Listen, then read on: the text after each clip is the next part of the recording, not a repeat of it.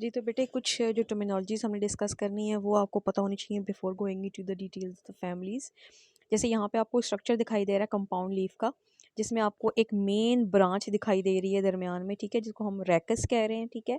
और इसके साथ आपने देखा है लीव्स अटैच्ड हैं, और लीव्स में भी आपके पास जो लीफ की डंडी सी होती है, ठीक है, इसको आप पेट्यूल कह देते हैं, ठीक है।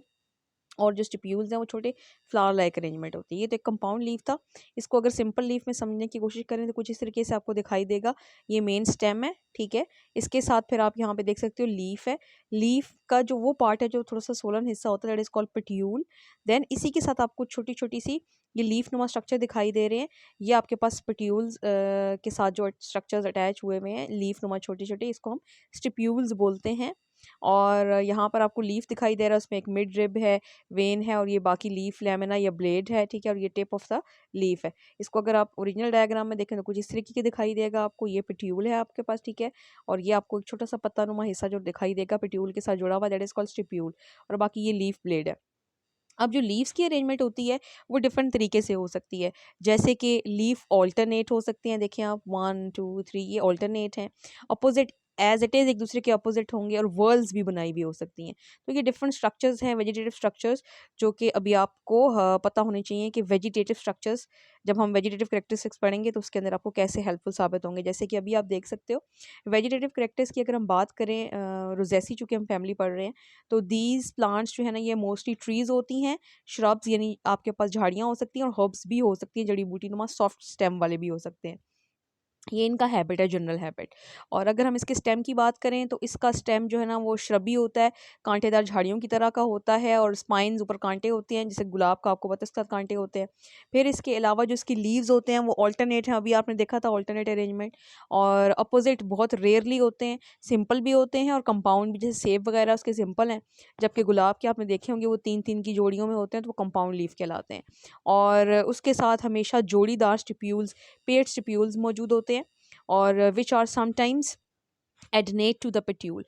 Adnate mean fused. समटाइम जो आपके पास स्टिप्यूल है वो क्लियरली नज़र आएंगे, और समटाइम वो क्लियरली नज़र नहीं आएंगे, क्योंकि वो फ्यूज़ हो चुके होते हैं पेट्यूल के साथ। और स्पाइन्स जो है ना वो भी इसके जो कांटे होते हैं थॉर्न्स की शक्ल के, वो इसके रैकेस यानी मेन जो ब्रांच है इसके ऊपर लीव्स अटैच हैं उसके ऊपर नज़र आ सकते हैं आपको लगे हुए। अब हम फ्लोरल करेक्टरिस्टिक्स की तरफ चलते हैं, लेकिन before going into the detail of the floral characteristics कुछ टर्मिनोलॉजीज़ का पता होना आपको ज़रूरी है। जैसे यहाँ पे इन्फ्लोरेसेंस का वर्ड आया है, तो what is inflorescence actually? Flower का तो बता दिया था, मॉडिफाइड शूट है, लेकिन arrangement of the flower on the main floral axis, ठीक है, दैट इज कॉल्ड इन्फ्लोरेसेंस। यानी कि मेन जो डंडी है जिसके ऊपर फूल लगे होते हैं उसके ऊपर फूलों की अरेंजमेंट कैसी है, कि यंग पहले लगेगा कि ओल्डर बाद में लगेगा। वो जो अरेंजमेंट होती है फूलों की उसको पूरा प्रॉपर स्टडी किया जाता है, वो फील्ड है एक, और उसको हम क्या बोलते हैं? इन्फ्लोरेसेंस। इसके अलावा आपके पास नेक्स्ट फ्लावर की सेक्स को डिफ़ाइन किया गया है कि यूनिसेक्सुअल है, बाइसेक्सुअल है, और इसकी सिमेट्री को डिफ़ाइन किया गया है कि क्या ये इक्वली दो हिस्सों में कट किया जा सकता है मोर देन वन प्लेन्स के अंदर, तो एक टिनोमॉर्फिक हो जाएगा। लेकिन अगर सिंगल प्लेन ही उसको कट कर रहा है दो इक्वल हिस्सों में, तो वो ज़ाइगोमॉर्फिक होगा। ये क्लास में ये वाला पॉइंट डिस्कस कर चुके हैं हम। इसके अलावा ओवरी की position with reference to the floral parts वो डिस्कस की जाएगी। फिर corolla, androecium, gynoecium, sepals, calyx, ये सारी चीज़ें हम डिस्कस करेंगे। सिनकार्पस है, तो ये सारी चीज़ें डिटेल में जाने से पहले मैं आपको ज़रूर बताना चाहूँगी इसकी एक्सप्लेनेशन, ठीक है जी। तो बेटा यहाँ पर अब आपको थोड़ा सा एक्सप्लेन करेंगे हम फ्लावर के हवाले से। जैसे यहाँ पे आप फ्लावर देख सकते हैं, फ्लावर के डिफरेंट पार्ट्स बताए हुए हैं। सबसे पहले आपको नीचे पेडंकल डंडी सी नज़र आ रही है, इसके ऊपर थोड़ा सा सूजा हुआ हिस्सा, दैट इज़ कॉल्ड रिसेप्टिकल और थैलेमस। ये रिसेप्टिकल या थैलेमस कहलाता है। अब हम वर्ल्स को स्टार्ट करते हैं। देखिए मैंने उस दिन भी क्लास में डिस्कस किया था कि जो फूल की जो वर्ल्स हैं, मतलब जो दायरे हैं अगर पत्तियों के हम देखें, तो फर्स्ट वर्ल्ड जो हम स्टार्ट करते हैं वो आपकी सेपल्स आ जाती हैं। सेकंड वर्ल्ड आपकी पेटल्स आ जाती हैं। थर्ड वर्ल्ड जो है आपकी, थर्ड जो उसका दायरा है पत्तियों का, that is the stamen, and inner fourth one is called the carpels, ठीक है। सेपल्स जो है इनका काम हिफाजत का होता है, मोस्टली ग्रीन होती हैं, हार्ड होती हैं। ये फ्यूज भी हो सकती हैं, सेपरेट भी हो सकती हैं। पेटल्स शोई होती हैं, लार्ज भी हो सकती हैं, और फ्यूज भी हो सकती हैं, और सेपरेट भी हो सकती हैं, लार्जर इन नंबर होता है। एंड स्टेमन्स जो है ना मेल पार्ट है, जिसके अंदर एंथर एंड फिलामेंट आ जाता है, जबकि कार्पल्स के अंदर आपके पास ओवरीज आ जाती हैं, और वो फीमेल पार्ट है। अब इनको हम नाम क्या देते हैं? जैसे ये क्लास में मैंने जिक्र किया था, आप लोगों ने देख के आना है, होपफुली आप लोग देख चुके होंगे। अगर नहीं भी देखा तो आज आपको पता चल जाएगा कि सेपल्स की जो वर्ल्ड होती है अरेंजमेंट, तमाम सेपल्स को हम ओवरऑल क्या बोलते हैं बेटा, कैलिक्स। ठीक है, इसको कैलिक्स बोलेंगे। देन जो आपके पास सेकेंड वर्ल्ड आ जाती है, that is called the petals. Petals को हम क्या बोलते हैं overall, corolla. And then comes the third world, that is called the male parts. इनको हम क्या बोलते हैं, स्टेमन्स। ठीक है, ये आप देख सकते हो, इसके अंदर आपको ये एंथर लगेगा और ये फिलामेंट नजर आ रहा है। देन आपके पास जो इनर पार्ट है, फोर्थ वर्ल्ड, ये कार्पल्स की होती है। कार्पल को हम पिस्टल भी बोलते हैं, और इसके जो पार्ट्स हैं that is called stigma, style and ovary. Ovary के अंदर ये आपको ओव्यूल दिख रहा है, और ओव्यूल के अंदर आपको ये एग दिखाई दे रहा है। ठीक है जी, that is the structure of the flower.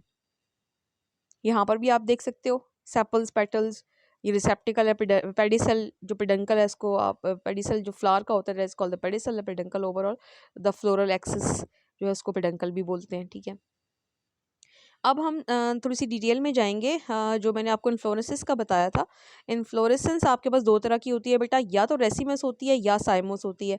अब यहाँ पर ये जो आपको सर्कल सर्कल दिख रहे हैं, ये फ्लावर को शो कर रहे हैं, और दरमियान में जो मेन डंडी है आपके पास, that is showing the peduncle और द फ्लोरल एक्सिस। अब इस फ्लोरल एक्सिस के ऊपर जो फ्लावर अरेंज हुए हैं, यहाँ पे आप देख सकते हो, जो लार्जर सर्कल्स हैं वो बेस पे हैं, और जो स्मॉलर हैं वो टॉप पे हैं। ठीक है, तो ये क्या चीज़ शो कर रही है, लार्जर ओल्डर फ्लावर को शो कर रहा है, स्मॉलर यंगर फ्लावर को शो कर रहा है। तो जब इस तरह की अरेंजमेंट होगी कि जब आपके पास older flower at the base होंगे और यंगर एट द टॉप होंगे, तो इसको हम रेसिमोस बोलेंगे। जबकि साइमोस में बिल्कुल इसका ऑपोजिट हो जाता है, इसमें आपको ओल्डर एट द टॉप नज़र आ रहा है और जो यंगर हैं वो एट द बेस नज़र आ रहे हैं। यहाँ पे आप देख सकते हो, रेसिमोस में आपको younger flower at the top है, ओल्डर एट द बेस है, जबकि साइमोस में ओल्डर एट द टॉप है, यंगर एट द बेस है। और अगर यही चीज़ हम सर्कुलर अरेंजमेंट में देखें तो इन साइड जो है ना आपको साइमोस में आपको ओल्डर फ्लावर दिखाई देगा और आउटसाइड आपको यंगर, जबकि आपके पास रेसिमोस में उल्टा हो जाएगा। रेसिमोस में इनर स्मॉलर होगा और यंगर होगा, और आउटर जो है ना वो ओल्डर फ्लावर होगा।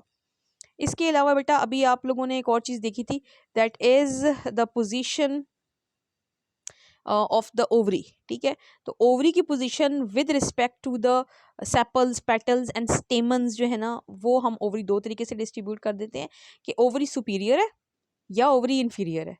अब ओवरी सुपीरियर किस लिहाज से होगी, किसके लिहाज से सुपीरियर कंसिडर होगी, सेपल, पेटल, स्टेमन्स के हिसाब से होगी।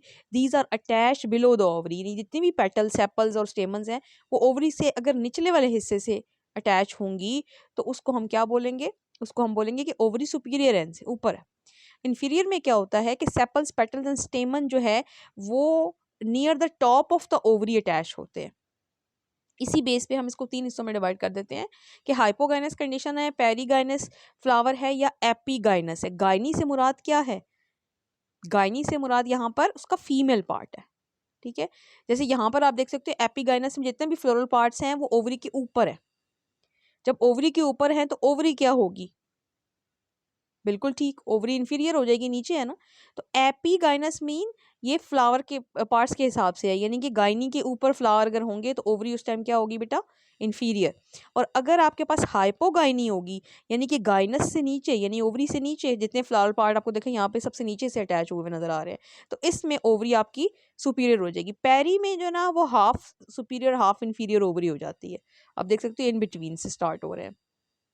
इसको एक और डायग्राम में अगर आप देखना चाहो तो ये कुछ आपको इस तरह दिखेगा, जैसे यहाँ पे आपको देख नज़र आ रहा है कि हाइपोगाइनस जो है ना उसमें सुपीरियर ओवरी होती है, पेरीगाइनस में हाफ इन्फीरियर होती है, जबकि एपीगाइनस में आपके पास टोटल इन्फीरियर ओवरी होती है।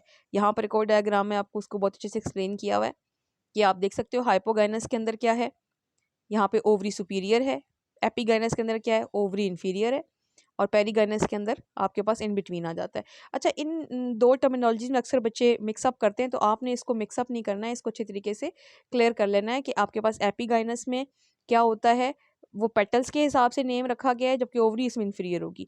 और हाइपोगाइनस में क्या होता है, ओवरी आपके पास सुपीरियर होती है। होपफुली ये क्लियर हो गया होगा।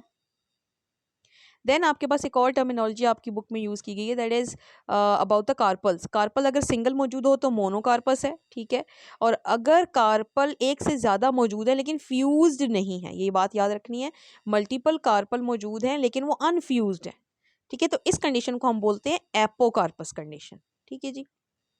दूसरी एक और कंडीशन आती है दैट इज कॉल्ड सिनकार्पल, इसको हम फ्यूज कार्पल कहते हैं। अब फ्यूज कार्पल जो है ना वो अंदर से आपको इस तरह दिखेंगे। इसका अगर हम टीएस करें तो यहाँ पर जो इसके चैम्बर्स हैं अंदर ये आपको नज़र आ रहे हैं, ओवरी के चैम्बर्स जो हैं आपके पास फ्यूज हुए हुए।